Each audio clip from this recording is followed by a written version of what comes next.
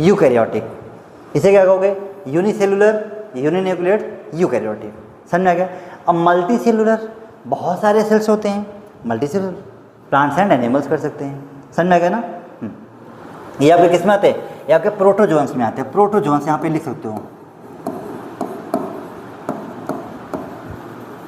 Protozoans, जो आप पढ़ोगे चैप्टर नंबर 2 बायोलॉजिकल क्लासिफिकेशन में। समझ आएगा ना? चैप्टर नंबर 4 में आओगे एनिमल किंगडम में, तो इसका कहीं मेंशन नहीं किया गया, सीधा किसमें? पोरीफेरा, सिलेंडेटा, निडेरिया, ऐसे करके। समझ आएगा? और व्हाट इज सेल? अब देखो, यूनिसेलुलर ऑर्गेनिजम्स आर कैपेबल, ठीक है, independent existence and second performing the essential function of life. Anything less than a complete structure of cell does not ensure independent living. कुछ भी अगर वो एब्सेंट है तो हम पूरी तरीके से क्या कहेंगे? वो इंडिपेंडेंट है। Hence cell is the fundamental structural and unit of life of an organism. समझेगा ना? तो जो भी हम बात करते हैं किसकी? सेल की बात करते हैं, तो कोई सेल का स्ट्रक्चर होगा, असल सेल का कोई स्ट्रक्चर होगा तो सेल कोई फंक्शन भी करेगा। सपोज दैट अभी हमने बात किया किसकी? लीवर की। समझा गया ना? लीवर का मेन फंक्शन क्या होता है? क्या करता है लीवर?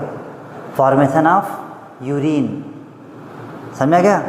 और किडनी का मेन फंक्शन क्या होता है? Filtration of urine. पहली बार सुनने को मिला, अरे लीवर यूरिन बनाता है। समझा गया ना?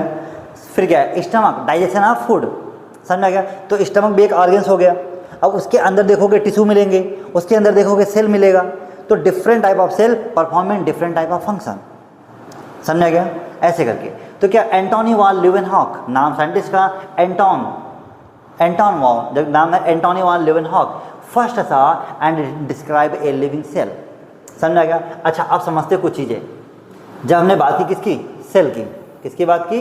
सेल की। समझा गया? ये जो सेल दिया है इसकी डिस्कवरी किसने की, ये भी समझना है। तो मैं इधर लिख देता हूँ साइड पे, यहाँ पे देखिए सेल। सपोज दैट हमने ये लिखा ऐसे, यहाँ पे दिया